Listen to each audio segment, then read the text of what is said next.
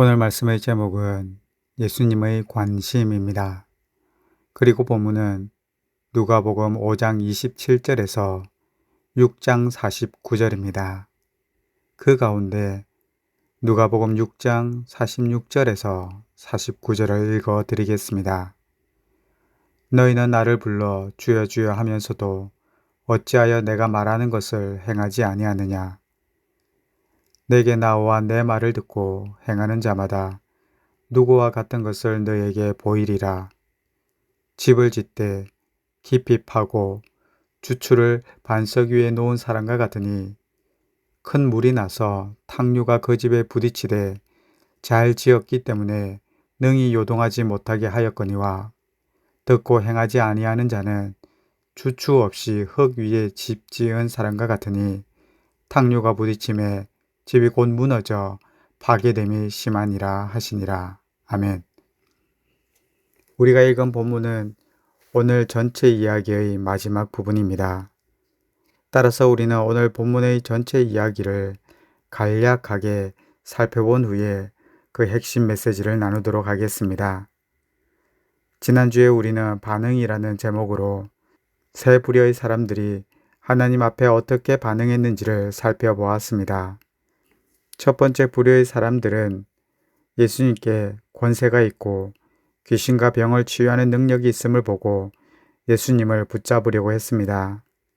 왜냐하면 자신들의 현실적인 필요가 있었기 때문에 예수님께서 자신들의 문제를 해결해 주시길 원하는 마음으로 따랐습니다.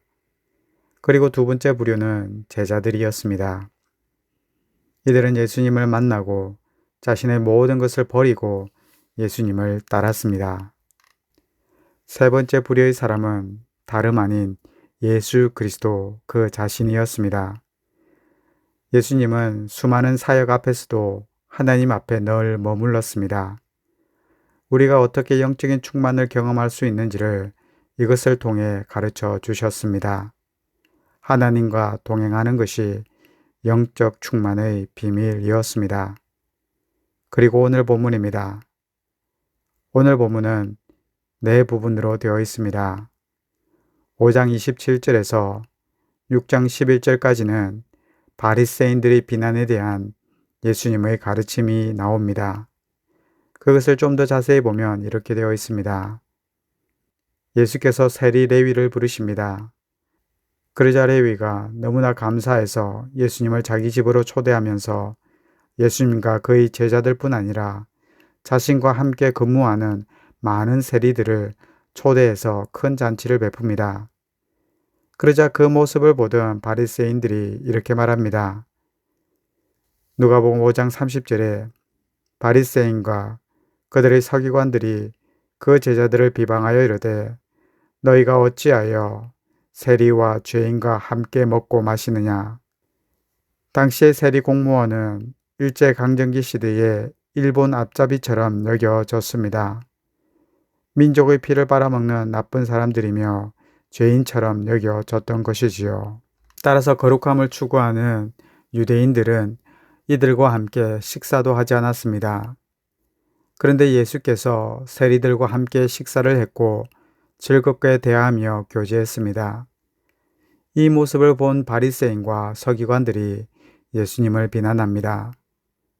그러자 예수께서는 이렇게 답변합니다. 나는 죄인을 찾으러 왔다라고. 바리새인들은 더 나아가 제자들을 비난하기 시작합니다. 33절입니다. 5장 33절에 보면 그들이 예수께 말하되 요한의 제자는 자주 금식하며 기도하고 바리새인의 제자들도 또한 그리하되 당신의 제자들은 먹고 마시나이다. 바리새인들은 호시탐탐 비난하기를 찾다가 한 가지를 더 찾아옵니다. 안식일이 되었는데 예수님과 제자들이 밀밭 사이로 지나가시다가 제자들이 밀밭의 이삭을 잘라 먹는 것입니다. 그러자 바리새인들이 6장 2절에 이렇게 말합니다. 어떤 바리새인들이 말하되 어찌하여 안식일에 하지 못할 일을 하느냐. 이 말을 들은 예수께서 거기에 대한 답변으로 다윗의 예화를 들려줍니다. 그리고 어느 정도의 시일이 지나고 또 다른 안식일이 되었을 때 한 사건이 발생합니다. 서기관들과 바리새인들이 이렇게 말합니다. 누가복음 6장 7절입니다. 서기관과 바리새인들이 예수를 고발할 증거를 찾으려 하여 안식일에 병을 고치시는가 엿보니 예수께서는 서기관과 바리새인들의 악한 의도를 아시고 계셨습니다. 이 악한 의도를 아시는 예수님께서는 환자의 병을 고쳐주십니다. 예수님의 치유사역은 그분의 사명이셨습니다. 누가복음 6장 9절입니다. 예수께서 그들에게 이르시되 내가 너희에게 묻노니 안식일에 선을 행하는 것과 악을 행하는 것, 생명을 구하는 것과 죽이는 것 어느 것이 옳으냐 하시며 바리새인들은 4번이나 예수님과 그의 제자들을 고발하기 위한 거리를 찾고 있었습니다. 그러나 그때마다 예수께서는 올바른 원칙 가운데 자신이 왜 그러한 일을 했는지를 당시의 종교 지도자들에게 확신 있게 설명해 줍니다. 그러면 이때 예수님의 주변에는 예수와 바리새인밖에 없었을까요? 그렇지는 않습니다. 예수께서 세리 레위를 불렀을 때에 예수님의 주변에는 늘 제자들이 함께 했습니다. 안식일에 밀밭 사이로 지나갈 때에도 예수님의 주변에는 제자들이 있었습니다. 그런데 제자들만 있었던 것이 아니라 6장 10절에 보시면 무리들이 함께 있었다는 것들도 알 수 있습니다. 즉 예수님의 주변에는 늘 제자들이 있었고 그리고 수시로 무리들도 있었습니다. 드디어 예수님께서는 12명의 제자들을 확정해야 될 필요를 느끼게 되었습니다. 그리고는 12명의 제자를 확정하시기 위해 한 가지를 더 하십니다. 그것이 누가복음 6장 12절과 13절입니다. 이때 예수께서 기도하시러 산으로 가사 밤이 새도록 하나님께 기도하시고 밝음에 그 제자들을 부르사 그 중에서 12를 택하여 사도라 칭하셨다라고 합니다. 예수님을 따라다닌 많은 제자가 있었습니다. 그러나 예수님께서는 12명을 택하셨습니다. 그리고 이 12명을 택하기 전에 예수님은 밤새도록 기도하셨습니다. 그렇다면 예수님께서 12명의 제자들을 그토록 택하기 위해 애를 쓰셨던 이유는 무엇일까요?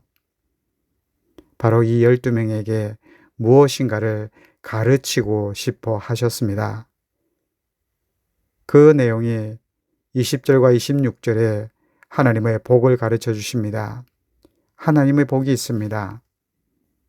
그리고 27절에서 36절까지는 원수까지도 사랑하라고 가르치십니다. 더 나아가 37절에서 42절에는 비판하지 말라고 가르칩니다. 그리고 마지막으로 43절에서 45절에 열매 맺으라고 하십니다. 4가지를 가르쳐 주셨습니다. 하나님의 복에 대해서 원수까지도 사랑하라고 그리고 비판하지 말고 열매 맺는 신앙생활을 하라고 가르치고 계십니다.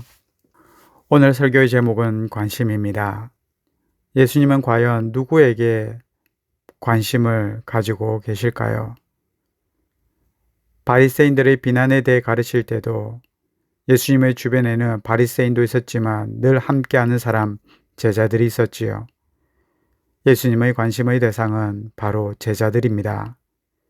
그래서 예수님께서는 제자들을 뽑을 때 바로 밤새도록 기도하신 겁니다.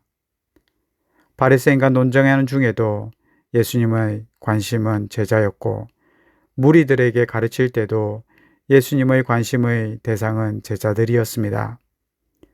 그러면 예수님께서는 제자들의 무엇에 관심이 있었을까? 그것이 바로 오늘 설교의 핵심 부분입니다. 46절, 47절은 이렇게 되어 있습니다. 너희는 나를 불러 주여 주여 하면서도 어찌하여 내가 말하는 것을 행하지 아니하느냐? 내게 나와 내 말을 듣고 행하는 자마다 누구와 같은 것을 너희에게 보이리라. 47절에서 예수님의 말씀을 듣고 행하는 사람이 어떤 사람인가? 48절에 이렇게 말합니다. 집을 짓되 깊이 파고 주추를 반석 위에 놓은 사람과 같다. 예수님께서는 제자들이 반석 위에 집을 짓는 것에 대해 관심이 많으십니다. 이게 무슨 말이냐? 모든 사람은 자기만의 집을 짓고 살고 있습니다. 그런데 그 집을 지을 때 가장 중요한 것이 바로 기초가 튼튼해야 한다는 것이지요.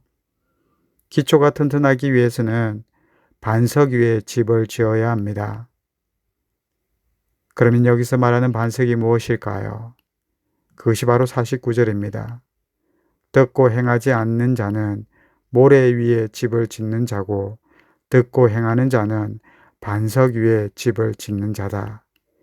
예수님의 말씀을 듣고 마음에 새길 뿐 아니라 그 말씀에 순종하는 사람이 흔들리지 않는 반석 위에 자신의 집을 짓게 됩니다.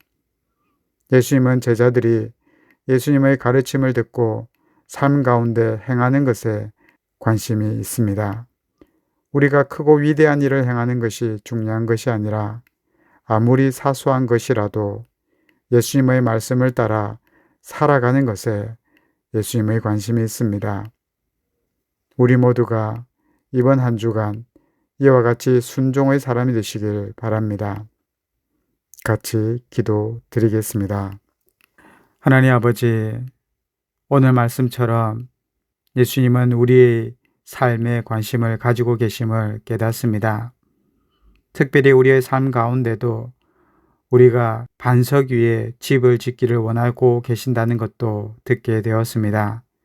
하나님, 우리가 예수님의 말씀을 듣고 감동받고 깨닫고 은혜 받는 것으로 끝나지 않게 도와주시고 예수님의 말씀을 따라 행하는 삶을 살게 도와주시옵소서.